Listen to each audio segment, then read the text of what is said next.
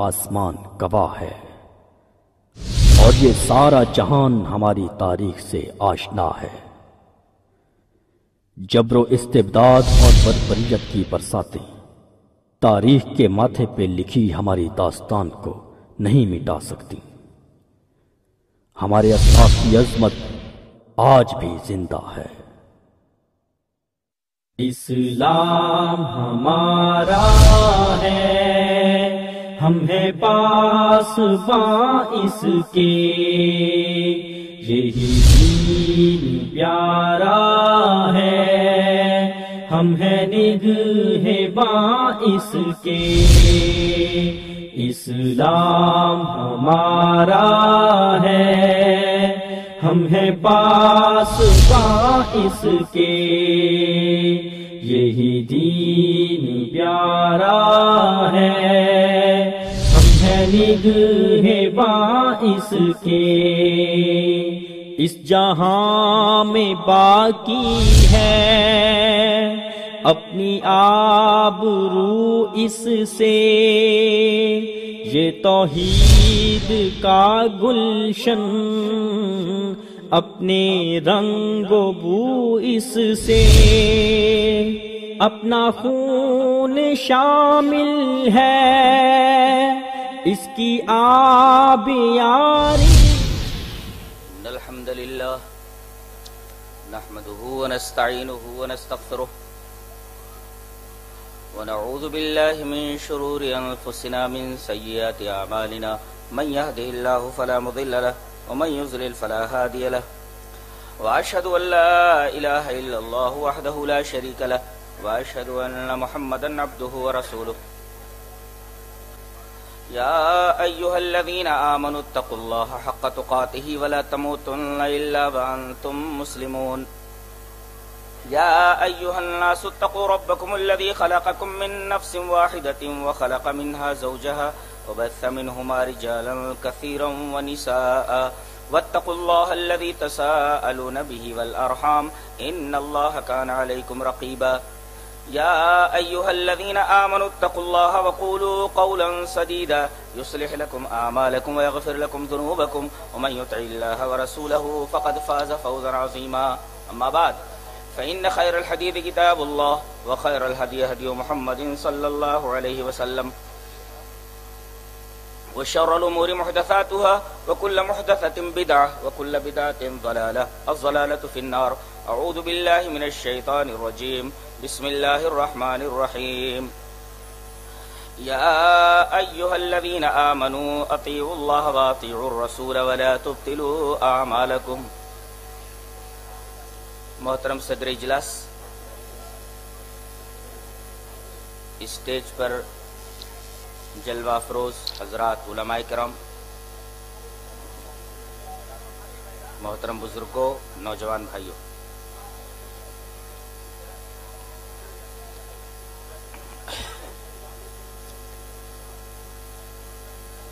مجھے دو صاحبان کی کیسٹس پہنچائی گئی۔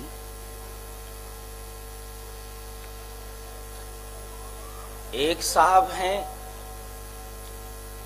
ایف رضوی اور دوسرے صاحب ہیں جے چشتی۔ میں نے ان دونوں صاحبان کی دونوں کیسٹس دل پر انتہائی جبر کر کے سنی، اور میں نے ان تمام سوالوں کو یہاں نوٹ کر لیا ہے، سوالات، اور آج مجھے انہی سوالات کے جوابات دینے ہیں۔ میں اپنے سامنے پیپر نہیں رکھتا، یہ سوالات ہیں، تاکہ ایک ہی بات دیگرے سوالات کے جوابات دینے میں مجھے آسانی بہم پہنچ سکے۔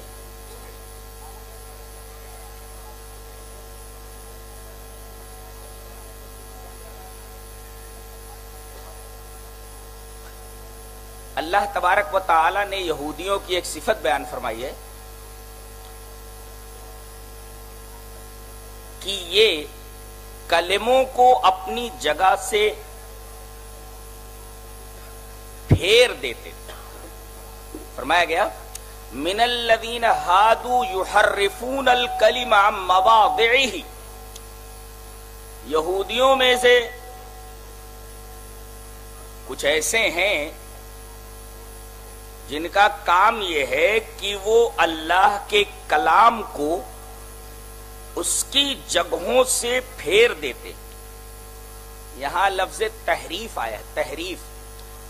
تحریف کا مطلب تو یہ ہوتا ہے کہ اللہ نے کوئی لفظ نازل فرمایا، آدمی اس لفظ کو وہاں سے نکال کر کے اپنا لفظ ڈال دے. تحریف کا ایک اور طریقہ ہے کہ اللہ کی بات، اللہ کا کلام کچھ کہہ رہا ہو اور مولوی ملا اس کا معنی کچھ بیان کرے. یہ بھی تحریف ہی کی قبیل سے ہے، اس لیے کہ اس سے نص کا مطلب الٹ جاتا ہے. اس نے مثلا سب سے پہلے ہم یہ چشتی کا ایک استدلال پیش کریں گے اور یقیناً آپ کو بڑی ہنسی آئے گی. اس نے یہ کہا کہ اللہ تعالی نے اپنے نبی کے بارے میں فرمایا وَمَا أَرْسَلْنَاكَ إِلَّا رَحْمَةً لِّلْعَالَمِينَ، اے ہمارے حبیب ہم نے آپ کو تمام جہانوں کے لیے رحمت بنایا ہے، رحمت بنا کر بھیجا ہے. مولوی کا استدلال یہ ہے کہ دیکھو یہاں رسول کو اللہ نے اپنے آخری رسول محمد الرسول اللہ صلی اللہ علیہ وسلم کو رحمت کہا ہے، اور رحمت ہمیشہ باقی رہتی ہے، لہذا اللہ کے رسول قیامت تک باقی رہنے والے ہیں، زندہ ہیں. یعنی استدلال یہ ہے کہ رحمت اگر موجود ہے تو رحیم کا بھی موجود ہونا لازمی ہے. رحمت اگر موجود ہے تو رحم کرنے والا بھی زندہ ہونا چاہیے. یہ استدلال بالبداہت باطل ہے. کیسے؟ یہ بتائیے، ایک شخص ہے جس کا نام زید ہے اور اس کی صفت عالم ہے، تو زید تو اس کی ذات ہے اور عالم اس کی صفت ہے. اب بتائیے زید اگر مر جائے تو کیا اس کا علم بھی مر جائے گا؟ سوال ہے. دوسرے، اگر علم زندہ ہے، علم موجود ہے، تو کیا ضروری ہے کہ عالم بھی زندہ ہو؟ علم صفت ہے، اگر علم موجود ہو یہ صفت، تو کیا ضروری ہے کہ عالم بھی زندہ ہو؟ نہیں، ضروری نہیں ہے.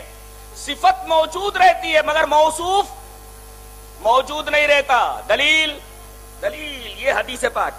وعن ابی ہریرہ رضی اللہ تعالی عنہ ان رسول اللہ صلی اللہ علیہ وسلم قال اذا مات الانسان انقطع عنه عمله الا من ثلاثه، الا من صدقة جاریة او علم ينتفع به او ولد صالح يدعو له.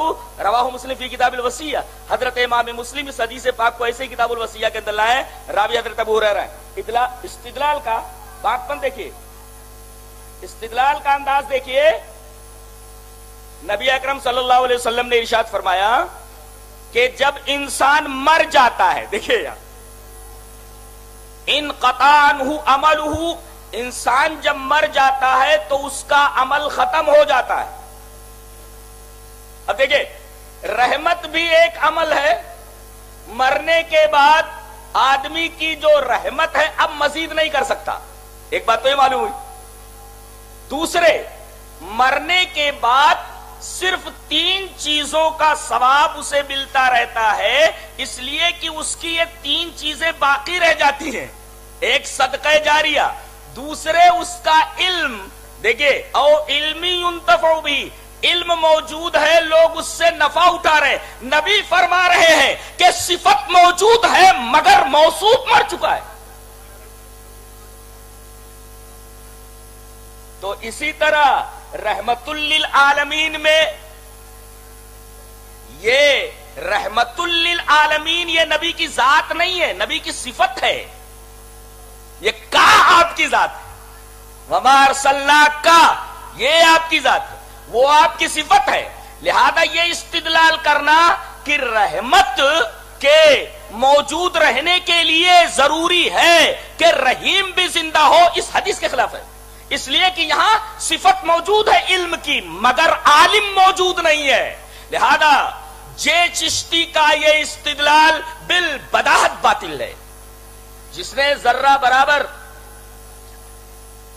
حدیث کے اوپر غور کیا ہوگا، قرآن کو پڑھا ہوگا، قرآن کی تفسیر کو دیکھا ہوگا، وہ اسی نتیجے پر پہنچے گا.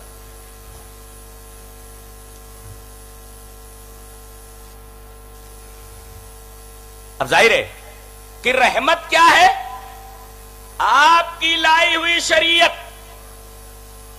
اب یہ شریعت قیامت تک رہنے والی ہے رحمت کی شکل میں. آپ اس دنیا سے چلے گئے مگر وہ رحمت قیامت تک باقی رہنے والی ہے قرآن حکیم کی شکل میں اور نبی کریم صلی اللہ علیہ وسلم کی سیرت کی شکل میں. رحمت کے موجود رہتے رحیم کا زندہ رہنا یہ ضروری نہیں ہے. ہم نے حدیث پاک سے ثابت کر دیا.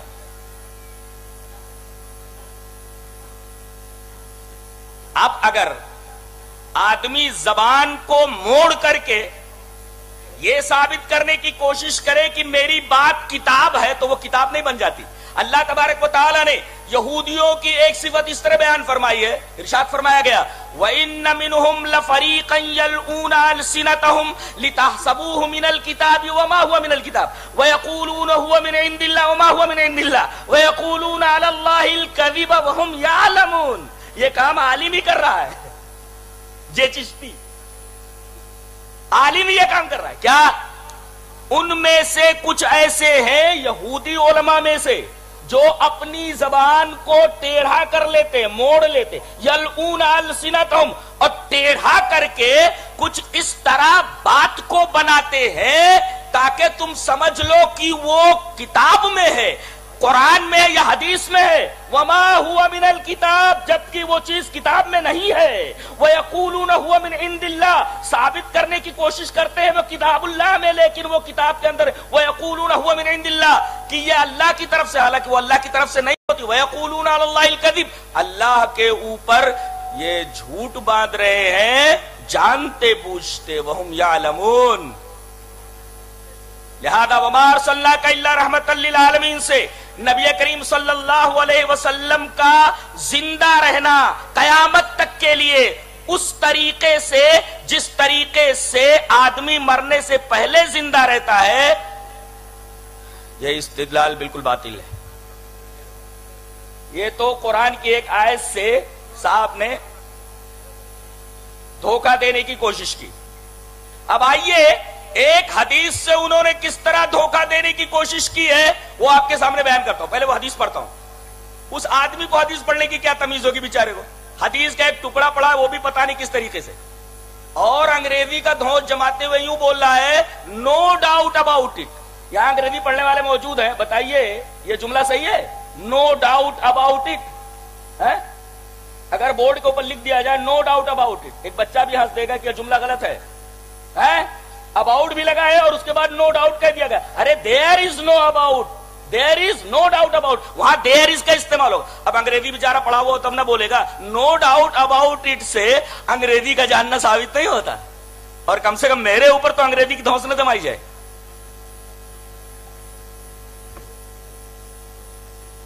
تو انگریزی نہیں آتی بیچارے کو. دوسرے یہ کہ اسے حدیث پڑھنے کی بھی تمیز نہیں ہے. ایک ٹکڑا پڑھا وہ بھی پتہ نہیں کس طریقے سے پڑھا. میں پوری حدیث پڑھ دیتا ہوں. حدیث اس طرح وعن عبداللہ بن عمرو رضی اللہ تعالی عنہ قال قال رسول اللہ صلی اللہ علیہ وسلم لا يأتين على امتي ما تعالى بني اسرائيل حذف النال بالنال حتى ان كان منهم من اتى امه علانية لكان من امتي من يصنع ذلك وان بني اسرائيل تفرقت على 72 ملة وتفترق امتي على 73 ملة كلهم في النار الا ملة واحدة. قالوا من يا رسول الله قال ما انا عليه واصحابي رواه الترمذي في كتاب الايمان في باب افتراق هذه الامة. ایسا پڑھ کے بتاؤ. حدیثوں کے بارے میں آدمی کلام کر رہا ہے, اہل حدیثوں کو گالیاں دے رہا ہوں, حدیث پڑھنے کی تمیز نہیں ہے. ایسا آدمی جب تقریر کرنے بیٹھے تو کیا لوگوں کی شرم ماری گئی ہے, غیرت چلی گئی ہے کہ اس سے مطالبہ نہیں کرتے کہ تو نبی کی بات بیان کرنے بیٹھا تو نبی کی حدیث بیان کر, اللہ کی بات بیان کرنے بیٹھا تو قرآن کی آیت پڑھ. یہ اول چلول باتیں کیوں کر رہا ہے, فضول کی باتیں کیوں کر رہا ہے, خرافات اور ترہات کیوں بک رہا ہے, حفوات کیوں پیش کر رہا ہے. یہ جے چشتی صاحب اس طریقے کی ناحق باتیں کہہ رہے تھے, میں کیسٹ میں سن رہا تھا, ساتھ ساتھ ایک قادری صاحب کے اس ناحق کی تائید میں حق کی بھی سن رہا تھا, حق ہے کہ حق کی بھی سن رہا تھا, جبکہ وہ شروع سے آخر تک صرف ناحق ہی بکتا رہا, اور ایک قادری صاحب برابر اس ناحق کی تائید میں حق ہے کہ حق کی لگاتے رہے. تو حق ہے کہ حق کی لگانے سے ناحق کبھی بھی حق نہیں بنتا ہے. اس حدیث سے استدلال یہ کیا گیا کہ 73 فرقوں سے کون لوگ مراد ہیں. تشریح دیکھو, نبی کی امت دو طریقے کی, ایک امت دعوت, ایک امت اجابت. ہم بھی مانتے ہیں امت دعوت وہ کہ نبی کے اوپر انہوں نے ایمان قبول نہیں کیا. امت اجابت جنہوں نے نبی کی دعوت کو قبول کر لیا, یہاں تک تو صحیح ہے. اس کے بعد امت اجابت میں 73 فرقے, یہ بھی صحیح ہے, لیکن فرقہ نہیں بول رہا ہے وہ. تشریح دیکھو کہ 73 نمازیوں میں سے کون جنتی اور کون جہنمی. 72 نمازی جہنمی اور 1 نمازی جنتی. یہ تشریح ہے اس کی, یہ تشریح ہے. یہاں فرد کی بات نہیں ہو رہی, یہاں ملت کی بات ہو رہی ہے. گویا کہ اس نے لفظ ملت کو فرد بنا دیا, اور ظاہر ہے کہ ملت اور فرد میں زمین اور آسمان کا فرق ہے. یہ استدلال اسی سے باطل ہے, یہ استدلال غلط ہے. یہ استدلال حق ہے, حقی والا ہی بول سکتا ہے کہ یہ صحیح ہے, حق ہے. لیکن اہل حدیث اس غلط استدلال کے بارے میں یہی بولے گا کہ یہ استدلال بالکل باطل ہے. یہاں یہ مراد نہیں ہے کہ 73 نمازیوں میں سے 72 نمازی جہنمی ہے اور 1 نمازی جنتی ہے. یہاں یہ بتایا گیا ہے کہ 73 فرقے ہو جائیں گے جس میں 72 فرقے جہنمی ہوں گے. اور فرقہ ایک آدمی کو نہیں کہا جاتا, ملت ایک آدمی کو نہیں کہا جاتا, فرد کو نہیں کہا جاتا. وہ ملت کا مطلب فرد لے رہا ہے اور آنکھوں میں دھول جھونک رہا ہے. اور اللہ تبارک و تعالی نے اہل کتاب کو خطاب کر کے کہا کہ دیکھو ایک کام مت کرنا, یا اہل الکتاب, بار بار یا اہل الکتاب کہہ کر کے انہیں وارننگ دی گئی, تنبیہ کی گئی. اچھا, ایک جگہ فرمایا گیا وَلَا تَلْبِسُوا الْحَقَّ بِالْبَاطِلِ وَتَكْتُمُوا الْحَقَّ وَأَنْتُمْ تَعْلَمُونَ. دیکھو حق کے ساتھ باطل مت ملاؤ. یہ دیکھو حدیث پوری کی پوری حق ہے, لیکن اس بندے نے باطل کو ملا دیا اس حدیث میں. کیا اس آیت کریمہ کے دائرے میں نہیں آتا؟ لا ولا تلبسوا الحق بالباطل. حدیث حق ہے مگر اس نے باطل کو ملا دیا اس میں کہ ملت کا معنی وہ فرد لے رہا ہے, جبکہ ملت کا معنی فرد نہیں ہوتا. وہاں 73 نمازیوں میں سے 72 نمازی جہنمی اور 1 نمازی جنتی, یہ مفہوم نہیں ہے, یہ اس کے اپنے گھر کی تشریح ہے. یہ تشریح کسی محدث نے نہیں کی, یہ تشریح کسی بھی شارح نے نہیں کی, کسی بھی شارح حدیث نے نہیں کی. گویا یہ تشریح اس کی خانہ ساز ہے, خود ہی اس نے بنائی. یہ ہے ان کا مبلغ علم, اور یہ ہے حدیث فہمی اور حدیث بیانی.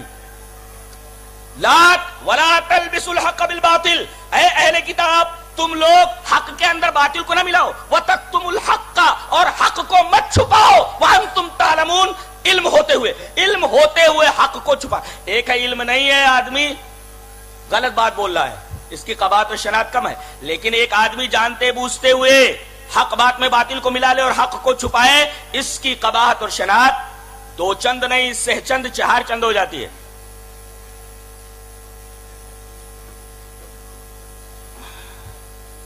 جہاں تک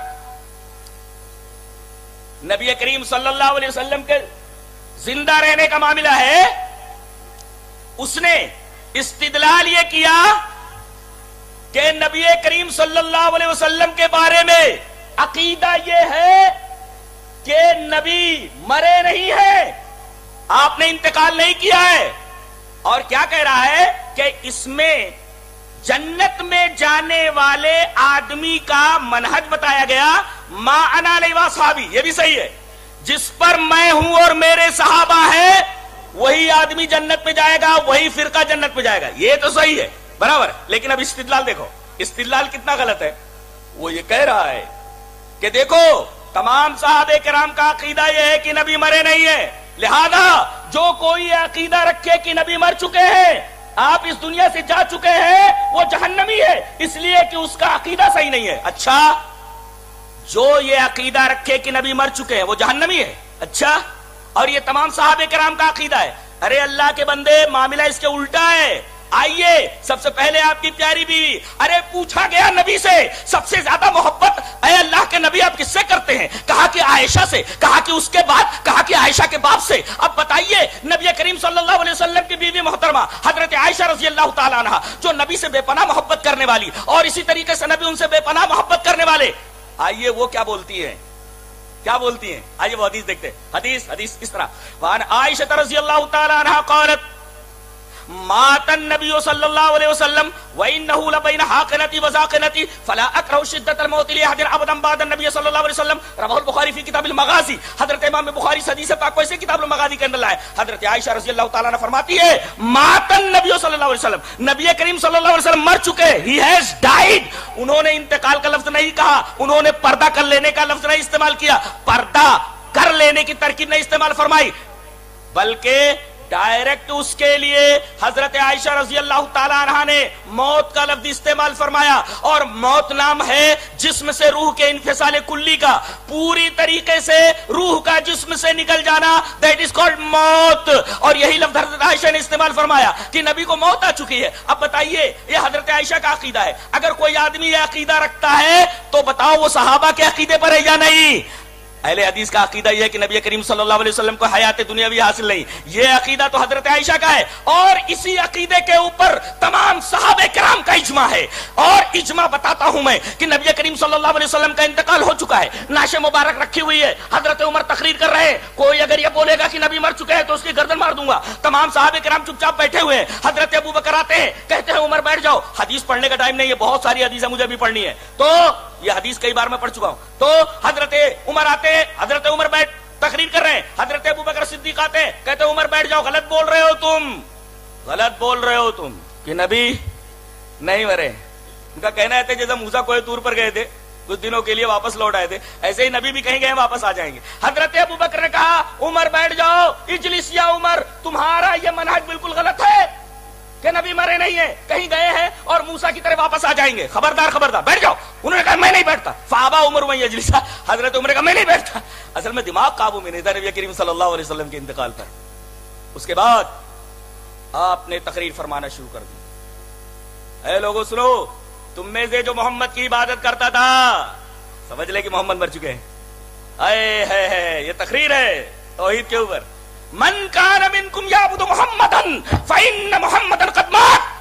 تم میں سے جو محمد کی عبادت کرتا تھا سمجھ لے کہ محمد مر چکے ہیں. جیسے حضرت عائشہ نے لفظ موت استعمال کیا، حضرت صدیق نے وہی لفظ استعمال کیا. حضرت عمر کہتے ہیں کہ اس کے بعد جو انہوں نے آیت کریمہ تلاوت کی ما محمد اللہ رسول، ایسا لگا جیسے یہ آیت ابھی نازل ہو رہی ہو، اور مجھے یقین ہو گیا کہ نبی کریم صلی اللہ علیہ وسلم کا انتقال ہو چکا ہے، آپ مر چکے، اور ایسا لگا جیسے میرے گھٹنوں میں جان ہی نہیں ہے۔ تمام صحابہ کرام موجود ہیں، گویا تمام صحابہ کرام نے اس وقت خاموشی اختیار کی، صحابہ کرام کا سکوت اجماع ہے، اور انہوں نے آپ کو نہلایا دھلایا سپرد خاک کیا، گویا نبی کی موت پر تمام صحابہ کرام کا اجماع۔ حضرت عائشہ رضی اللہ تعالی عنہا لفظ موت استعمال کر رہی ہیں، حضرت صدیق موت استعمال فرما رہے ہیں، اور تمام صحابہ کرام خاموش ہیں، آپ کو سپرد خاک کیا جا رہا ہے۔ یہ تمام کا تمام پروسیجر اس بات کی دلیل ہے کہ نبی کریم صلی اللہ علیہ وسلم کو موت ہو چکی ہے، اس پر تمام صحابہ کرام کا اجماع ہے۔ ظاہر ہے کہ اس کے خلاف جو عقیدہ رکھے وہ مانا علیہ وصحابی کے خلاف عقیدہ رکھ رہا ہے، وہ خود کافر ہے، ثابت ہو گیا۔ اصل میں تمام نبیوں کے امتوں کا ایک پرابلم ہمیشہ رہا ہے، ایک پرابلم ہمیشہ رہا ہے، جتنے بھی انبیاء کرام دنیا میں آئے ان کی امتوں کو اپنے انبیاء سے ہمیشہ ایک پرابلم رہا، کیا؟ کہ تم نبی نہیں ہو سکتے اس لیے کہ تم بشر ہو۔ اصحاب یاسین کو دیکھو، وہ گئے تو انہوں نے کہا تم لوگ کون ہو؟ بولے نبی ہیں۔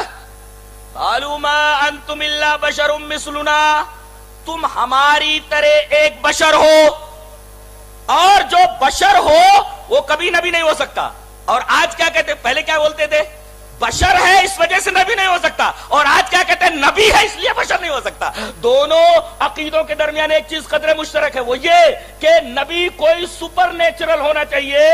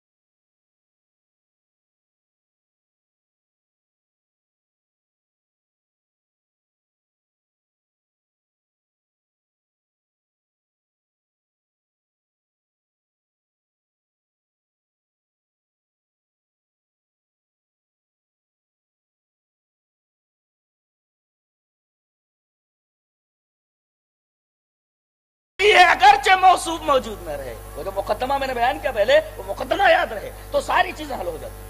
اور میں نے اس مقدمے کو حدیث پاک سے معید کیا ہے اور اسے موثق کیا ہے اور مضبوط بنایا اس کو. دوسری دلیل، اللہ کے رسول کو جو مختار کل نہ مانے وہ جہنمی ہے. اچھا چلیے پہلے قرآن سے دلیل، اس لیے کہ اہل حدیث پہلے قرآن کی دلیل دیتا پھر حدیث کی دلیل لیتا. پہلے قرآن کی دلیل لو.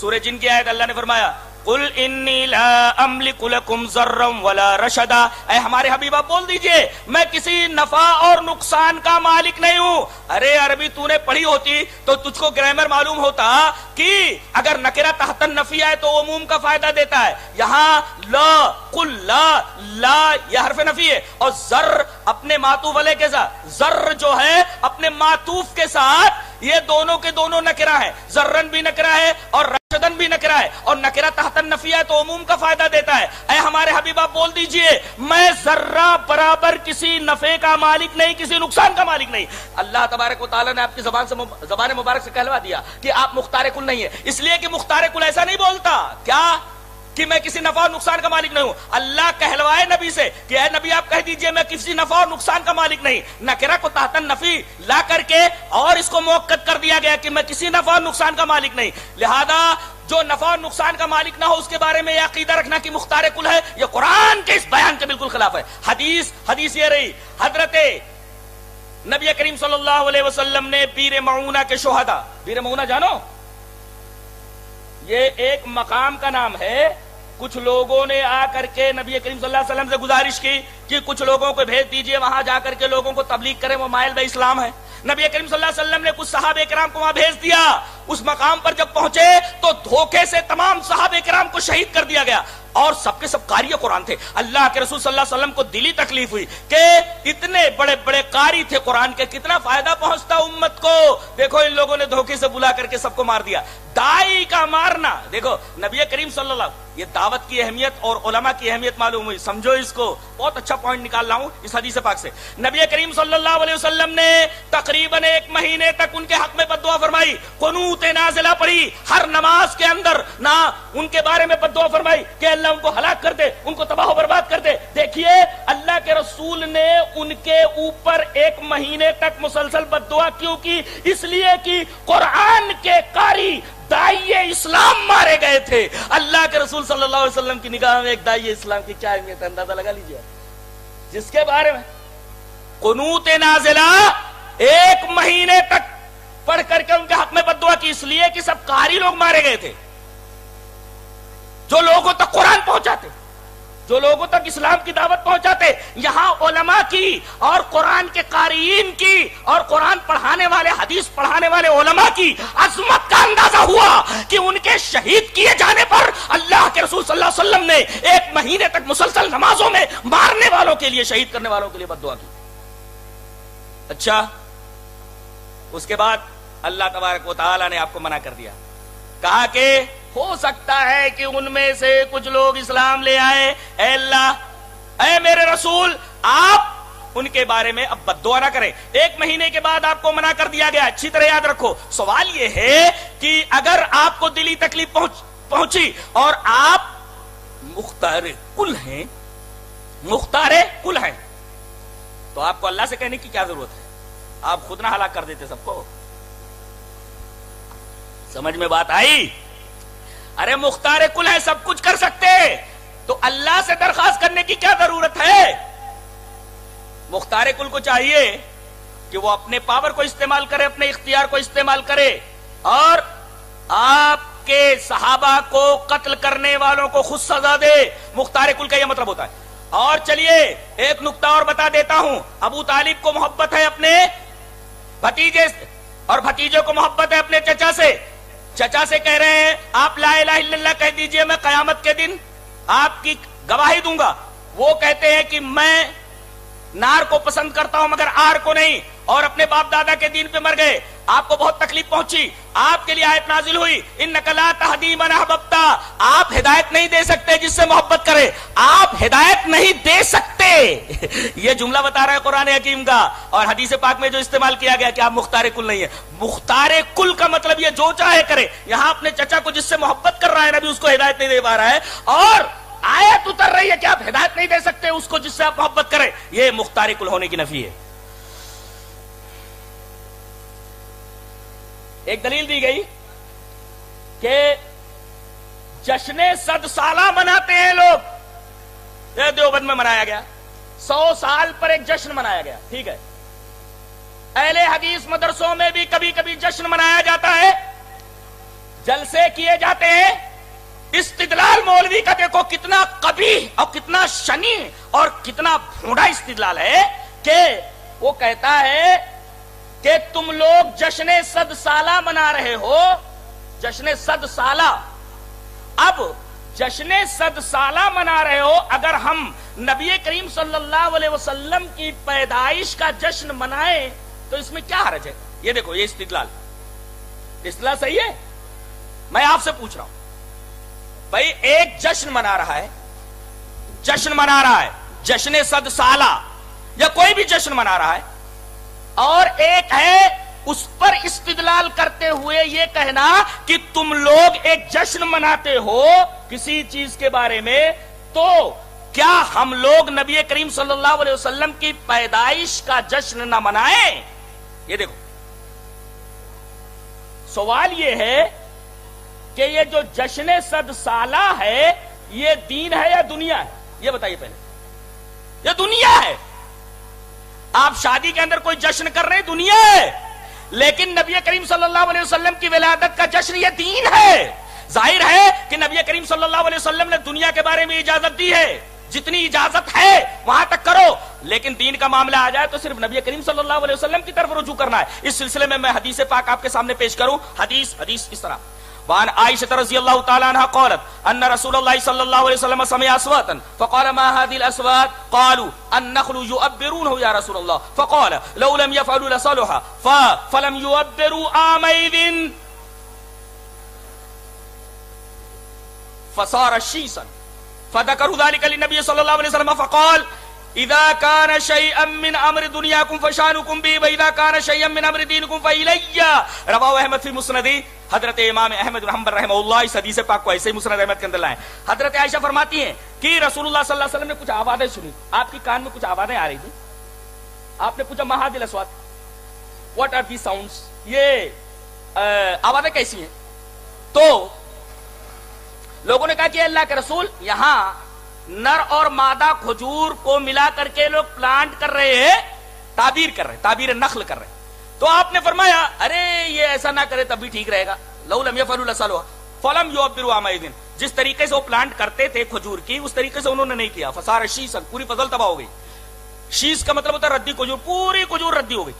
آ کر کے نبی کریم صلی اللہ علیہ وسلم سے انہوں نے کہا کہ اللہ کے رسول آپ نے کہا تھا کہ تعبیر نہ کی جائے، ہم لوگوں نے ویسا ہی کیا، پوری فصل تباہ ہو گئی۔ آپ نے فرمایا دیکھو ایک اصول بتایا، اذا كان شيئا من امر دنياكم فشانكم به، اگر معاملہ تمہارے دنیا سے متعلق ہو تو تم جو چاہے کرو، جہاں تک کہ اسلام اجازت دے رہا ہے۔ وَإِذَا كَانَ شَيْئًا مِّنْ أَمْرِ دِينِكُمْ فَإِلَيَّ، اگر کوئی معاملہ دین کا آ جائے تو میری طرف رجوع کرو۔ اگر جشن منا رہا ہے تو جشن کا تعلق دنیا سے، لیکن جشن میلادی نبی کریم صلی اللہ علیہ وسلم کی پیدائش کا جشن، اس کا تعلق دین سے، لہذا اس کو اس پر قیاس کر کے اپنا الو سیدھا کرنا قطعاً صحیح نہیں ہے۔ ایک کا تعلق دین سے، ایک کا تعلق دنیا سے۔ بعض لوگوں نے کہا کہ بھئی یہ بھی اسی دائرے میں آتا ہے، فلیٹوں میں کیوں رہ رہے؟ پہلے صحابہ کرام تو نہیں رہتے تھے، مان آ رہے بات صحابی پر عمل کرو، وہ لوگ جھوپڑیوں میں رہتے تھے، تم فلیٹوں میں کیوں رہتے؟ ارے اللہ کے بندو وہ دنیا ہے، پہلے وہ لوگ گدھے کے اوپر چلتے تھے، کوئی گدھے کے اوپر چل رہا ہے کیا؟ گھوڑے کے اوپر چلتے تھے، گھوڑے کے اوپر کون چل رہا ہے؟ اسی طریقے سے اونٹ کے اوپر سواری کون کر رہا ہے؟ آج کوئی پلین کے اوپر جا رہا ہے، کوئی ہوائی جہاز سے جا رہا ہے، کوئی بسوں سے جا رہا ہے، کوئی ٹرینوں سے جا رہا ہے۔ یہ دنیا ہے، دنیا کے بارے میں یہاں دیکھیں اس حدیث پاک میں نبی کریم صلی اللہ علیہ وسلم نے دو باتیں کہی ہے، ایک کا تعلق دنیا سے، ایک کا تعلق دین سے۔ دنیا کے بارے میں اجازت دی ہے کہ جہاں تک اسلام اجازت دے رہا وہاں تک کرو، لیکن دین کی بات آ جائے تو فوراً میری طرف رجوع کرنا ہے۔ تو یہاں دونوں جشنوں کو ملا کر کے اپنا الو سیدھا کرنا اور ایک دوسرے پر قیاس کرنا بالکل صحیح نہیں ہے۔ آپ نور مجسم. اچھا نور مجسم پر اس نے ایک بہت بڑی اچھی بات کہی, کہا کہ مجھے دیکھ رہے ہو, دیکھ رہے ہیں, اب وہ حق ہے جو بول رہا تھا, حق ہے. اچھا بالکل آپ, میں انتہائی خوبصورت ہوں, بولتا ہے کتنا میں خوبصورت ہوں, کہتا سبحان اللہ, وہ حق کی مارنے والا, سبحان اللہ. کہا کہ جنتی جو ہوتے ہیں ان کا چہرہ ایسے ہی ہوتا ہے, بڑے خوبصورت ہوتے ہیں. اچھا تو جتنے خوبصورت ہیں وہ سب جنتی ہیں. اللہ صورتوں کو دیکھتا ہے. چلیے اس کی اس بیوقوفی اور حماقت کا رد پہلے حدیث سے کرتا ہوں, پھر عقل سے, پہلے نقل سے پھر عقل سے. حدیث اس طرح, وعن ابي هريره رضي الله تعالى عنه قال قال رسول الله صلى الله عليه وسلم ان الله لا ينظر الى صوركم واموالكم ولكن ينظر الى قلوبكم واعمالكم. رواه مسلم في كتاب البر والصلة والآداب. حضرت امام مسلم اس حدیث پاک سے کتاب البر کے اندر لائے, راوی حضرت ابو ہریرہ ہے. حضرت ابو ہریرہ فرماتے ہیں کہ نبی اکرم صلی اللہ علیہ وسلم نے ارشاد فرمایا, اللہ تمہاری صورتوں کو نہیں دیکھتا, تمہارے مالوں کو نہیں دیکھتا, بلکہ تمہارے دلوں کو دیکھتا, تمہارے عملوں کو دیکھتا. فیصلہ صورت کے اوپر نہیں ہوگا, فیصلہ مال کے اوپر نہیں ہوگا, بلکہ فیصلہ دل کے اوپر ہوگا اور عمل کے اوپر ہوگا. یہ تو رہی حدیث سے دلیل کی آدمی کا چہرہ خوبصورت ہو, بہت زیادہ حسین ہو, بہت بظاہر ایسا نورانی نظر آئے تو آدمی جنتی ہے, نہیں. بلکہ ایک صاحب کے بارے میں کہا گیا پیر صاحب کا چہرہ کتنا نورانی ہے, تو ایک صاحب نے کہا پیر صاحب ابھی سیلون سے, بیوٹی پارلر سے 1 گھنٹے کے بعد نکل کر آ رہے ہیں. پوچھا گیا, کہا گیا ارے پیر صاحب کا ہاتھ کتنا نرم ہے. گویا پیر صاحب کا ہاتھ کا نرم ہونا یہ پیر صاحب کی بزرگی کی دلیل. اگر جنگل چوٹا ہے یہ پیر جنگل چوٹا ہے. ارے کام کرنے والوں کے ہاتھ کھردرے ہوتے, مضبوط ہوتے, یہ کام وام تو کرتا نہیں. فاتحہ نیاز کے اوپر تو زندگی بسر ہو رہی ہے, صدقہ و خیرات کے اوپر تو زندگی بسر ہو رہی ہے, اور اسی صدقہ و خیرات فاتحہ نیاز کے اوپر تو اس کی زندگی بسر ہو رہی ہے. جنگل چوٹا ہے یہ, اسی وجہ سے اس کا ہاتھ بڑا نرم ہے. جنگل چٹائیے, یہ کوئی نورانیت نہیں ہے, اور اسی طریقے سے یہ کوئی پیر ہونے کی علامت نہیں ہے کہ لوگ مرید ہو جائیں. جنگل چٹا ہے یہ. اب اللہ تمہاری صورتوں کو نہیں دیکھتا, فیصلہ ہو گیا کہ صورت کے اوپر فیصلہ نہیں ہوتا, فیصلہ ہو گیا کہ فیصلہ صورت کے اوپر نہیں ہوگا. اب عقلی دلیل, ایک طرف ابو لہب ہے, علماء سے پوچھئے لہب مانے شعلہ, ابو مانے والا. ایک گھڑی ساز کے یہاں گئے ہم جدہ میں نے کہا ذرا ایک پٹھا لگا دو. کہا کہ ابو حدید اور ابو جلدہ, یہ چمڑے کی لگاؤں یہ لوہے کی. اب دیکھو ابو جلدہ بول رہا ہے وہ چمڑا والا, اور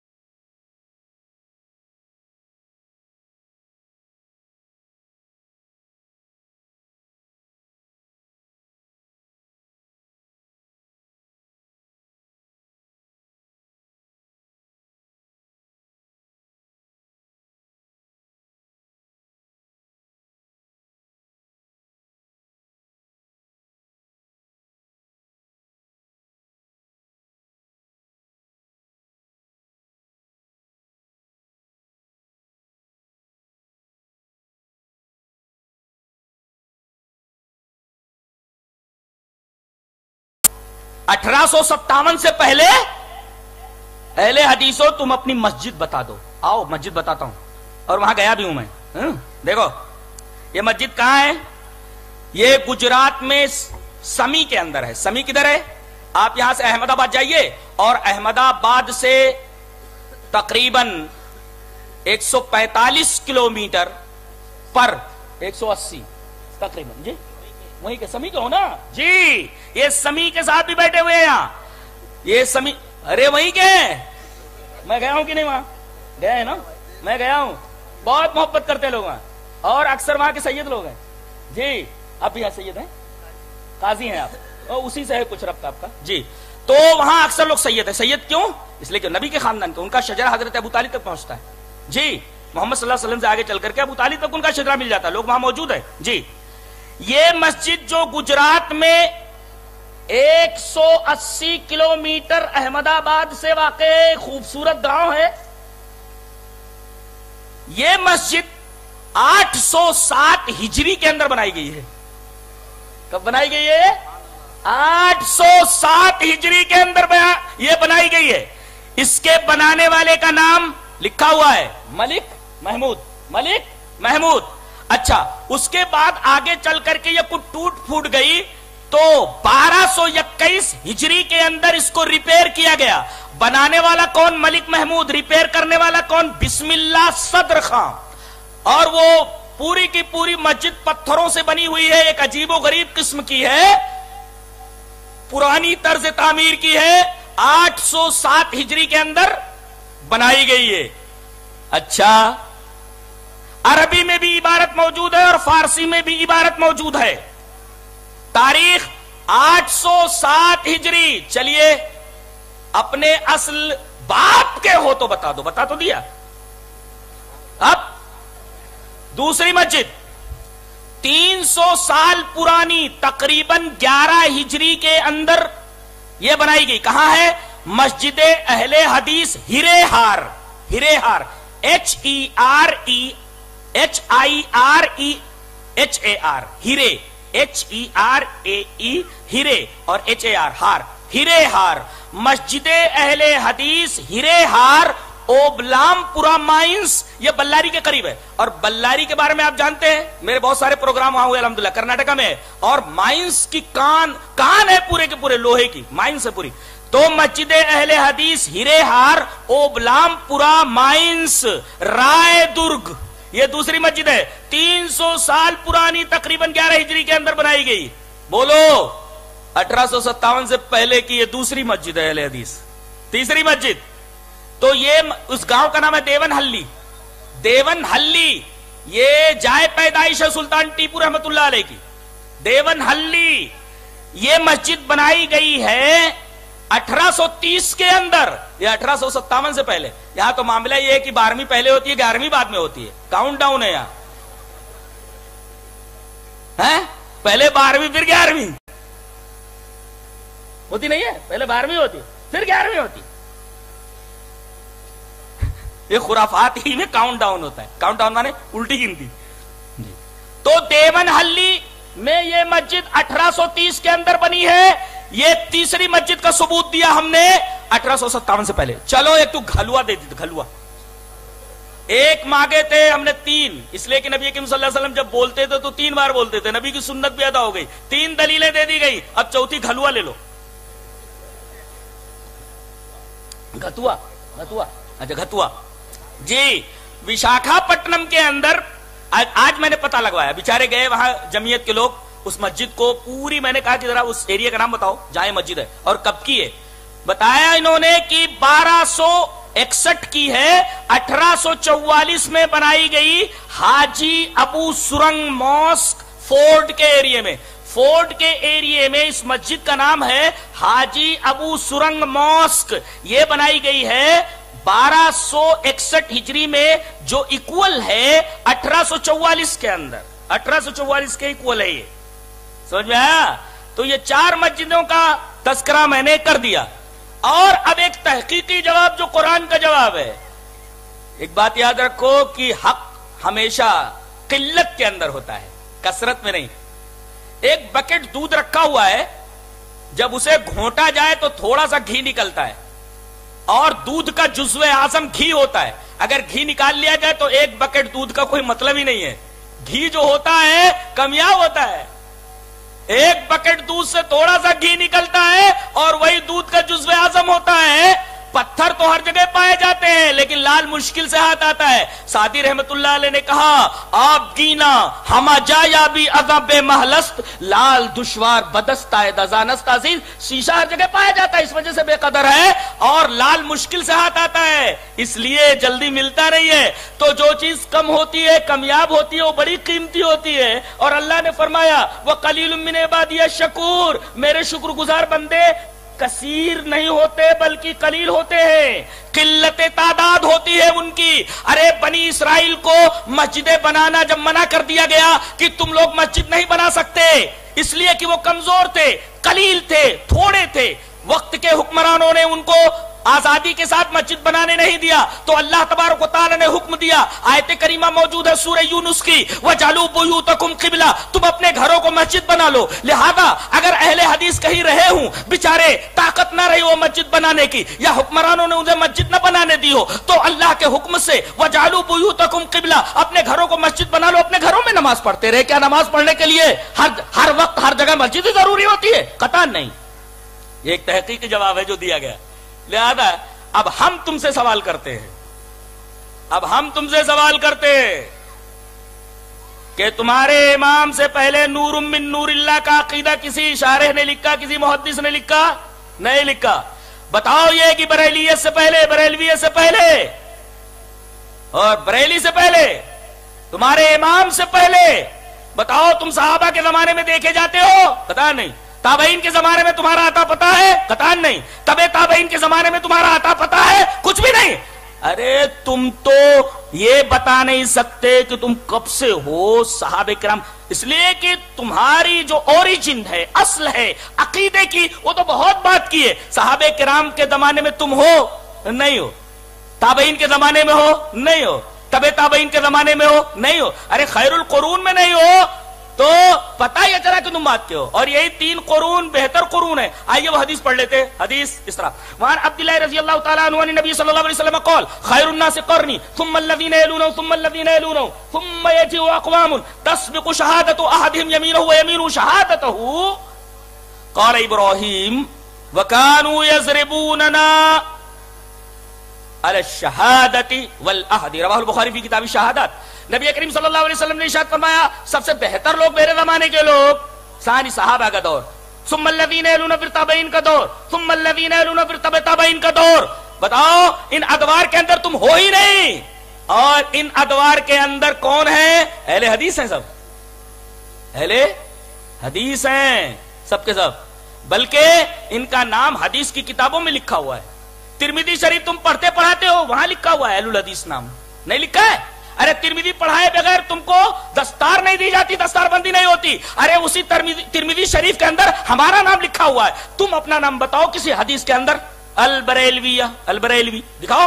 اور اہل الحدیث اصحاب الحدیث، آؤ دکھاتا ہوں میں. حدیث اس طرح وعن معاویہ بن قرۃ عن ابیہ قال قال رسول اللہ صلی اللہ علیہ وسلم اذا فسد اہل الشام فلا خیر لکم لا تزال طائفة من امتی لا يزرهم من منصورين لا يزرهم من خذلهم حتى تقوم الساعة. قال محمد بن اسماعیل قال علی بن مدینی هم اصحاب الحدیث، رواہ الترمذی فی کتاب الفتن. حضرت امام ترمذی حدیث پاک ویسے کتاب الفتن کے اندر لائے. راوی حضرت معاویہ بن قرہ، وہ فرماتے ہیں اپنے باپ سے روایت کرتے ہوئے کہ نبی کریم صلی اللہ علیہ وسلم نے ارشاد فرمایا کہ میری امت کا ایک گروہ ہمیشہ حق کے اوپر رہے گا، غالب رہے گا، منصور رہے گا. اور ایک بات اور فرمائی گئی کہ ان کو رسوا کرنے والے کبھی بھی کامیاب نہیں ہو سکتے، کبھی ان کو تکلیف نہیں پہنچا سکتے قیامت تک. اب حضرت امام بخاری رحمت اللہ علیہ، امام بخاری کی بات آ گئی تو ایک بات بولتا ہوں. جے چشتی نے یہ کہا کہ امام بخاری شافعی ہیں، الحمدللہ سب سنی ہیں. کون سے سنی ہے؟ بخاری تم جیسے. ارے انہوں نے تو یہ حدیث نقل کی ہے حضرت عائشہ کی کہ نبی کریم صلی اللہ علیہ وسلم کو موت آ گئی ہے، تم تو مانتے ہی نہیں، پھر امام بخاری کا نام کیوں لیتے ہو؟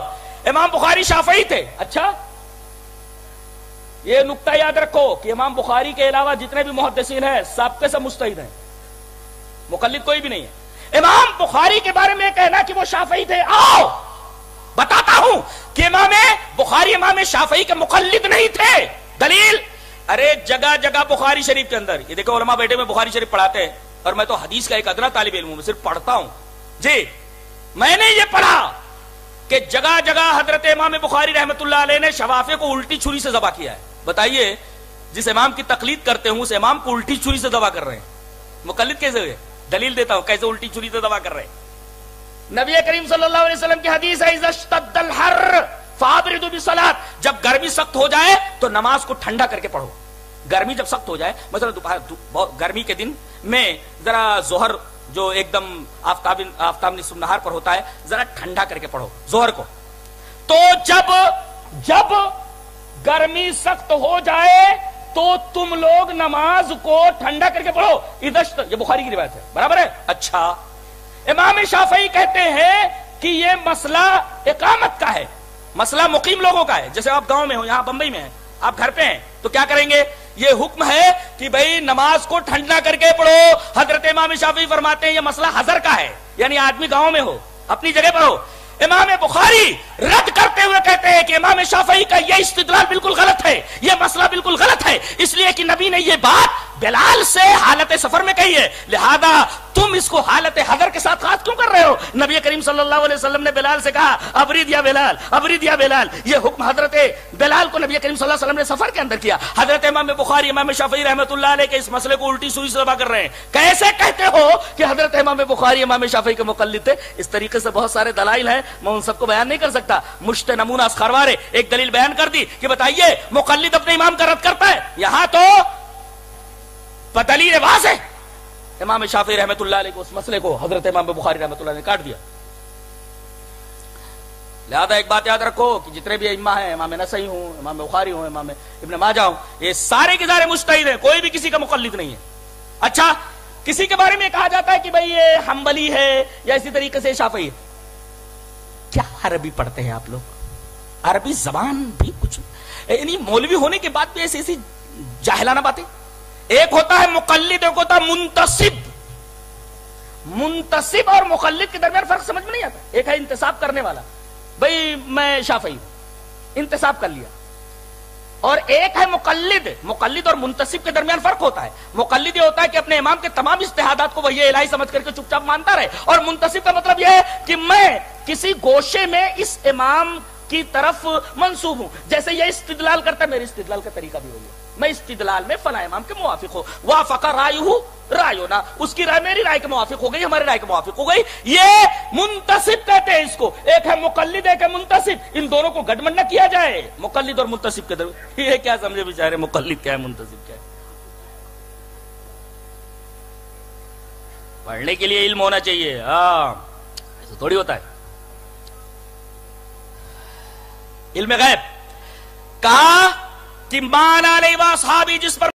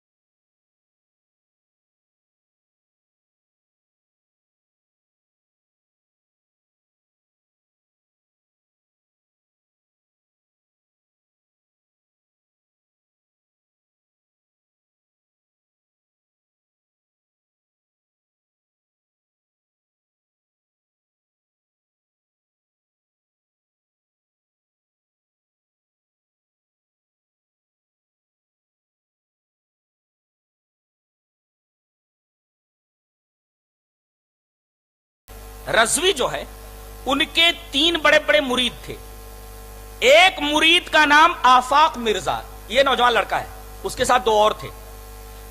انہوں نے رضوی صاحب نے ان تینوں کو بشمول آفاق مرزا اور 2 اس کے ساتھی، یہ دین سے ذرا جڑے ہوئے تھے، کہا جا کر عبد المالک اس وہابی سے پوچھو کیا بخاری پڑھتا پڑھاتا ہے، میں ثابت کر دوں گا بخاری سے کہ بخاری میں رفع الیدین نہ کرنے کی بات کہی گئی،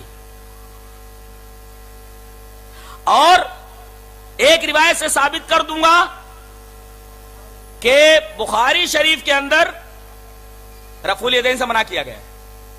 اچھا، اب یہ بیچارے آئے تینوں مولانا عبد المالک صاحب کے پاس، کہا کہ شیخ یہ جو ہے ایسا ہے کہ یہ حدیث، کہا کون سی حدیث؟ تو انہوں نے کہا ابو حمید ساعدی کی روایت ہے. ابو حمید ساعدی کی روایت جو بخاری میں ہے وہ در حقیقت کتاب التشہد میں ہے. امام بخاری رحمۃ اللہ علیہ رفع الیدین کا مسئلہ ثابت کرنے کے لیے نہیں لا رہے، وہ تشہد میں لا رہے اس کو. ابو حمید ساعدی کی روایت برابر ہے. اس میں اتنا ہے کہ نبی کریم صلی اللہ علیہ وسلم نے نماز میں یہ کیا، اس میں رفع الیدین کا تذکرہ نہیں ہے. ٹھیک ہے، رفع الیدین کا تذکرہ نہیں ہے. اب تذکرہ نہ ہونے سے یہ لازم کہاں آتا ہے کہ رفع الیدین نہ کیا جائے؟ اب عبد المالک صاحب نے یہ کہا کہ اگر اسی صحابی سے ابو حمید ساعدی سے اگر میں ابن ماجہ کی تفصیلی روایت دکھا دوں اور اس میں اتنی جگہوں پر رفع الیدین ہے تو مان لو گے؟ راوی وہی ہے جو بخاری کا راوی ہے، بخاری کا جو صحابی ہے وہی صحابی ابن ماجہ میں بھی ہے. کہا کہ ہاں مان لیں گے. اب انہوں نے یہ حدیث پڑھ کر کے بتائی. کون سی حدیث ہے یہ حدیث؟ دیکھو، عن ابی حمید الساعدی قال سمعته وهو في عشرة من اصحاب رسول اللہ صلی اللہ علیہ وسلم احدهم ابو قتادہ ابن ربعی.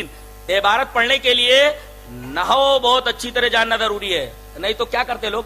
احدهم ابو قتادہ، ابو قتادہ کہ ابو قتادہ کیا ہے، یہ ایسے مار لیتے بعض لوگ، ڈوما مار لیتے جن کو عربی نہیں آتی. جی ہاں، بہت سارے لوگ ایسے عربی اور بھی کچھ آتی واتی نہیں ہے، بس ایسے ہی ٹھوک دیتے ہیں.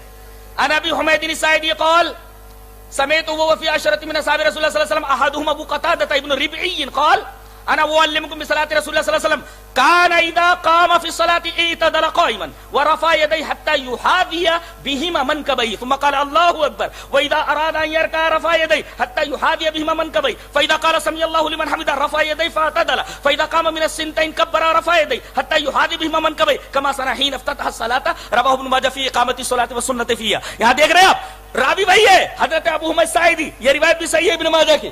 جی یہاں یہ بتایا جا رہا ہے کہ وہ یہ کہہ رہے ہیں کہ میں نبی کی نماز پڑھ کر کے بتاتا ہوں. یہ نماز میں کھڑے ہوئے رفع الیدین کیا، پھر جب رکوع میں گئے تو رفع الیدین کیا، رکوع سے اٹھے سمیع اللہ لمن حمدہ کا رفع الیدین کیا، اور ان جگہوں پر انہوں نے رفع الیدین کیا. اب وہ بیچارہ حیران ہو گیا، بولے ایسا ہے کیا؟ بولے ہاں. بولے ٹھیک ہے مانتے ہیں، لیکن مسلم شریف میں تو منع ہے. بولے مسلم شریف میں منع ہے؟ بولے کیا؟ بولے نبی کریم صلی اللہ علیہ وسلم نے رفع الیدین کرنے والوں کو کہا کہ کیا سرکش گھوڑوں کے دم کی طرح اپنے ہاتھ ہلاتے ہو؟ کہا کہ سرکش گھوڑوں کے دم والی روایت میں رفع الیدین کی ممانے تھے کیا؟ اب وہ روایت میں پڑھ دیتا ہوں، دیکھو کتنی. اچھا پہلے آپ سے یہ پوچھو، گھوڑا دم کیسے ہلاتا ہے؟ ایسے ہلاتا ہے یا ایسے ہلاتا ہے؟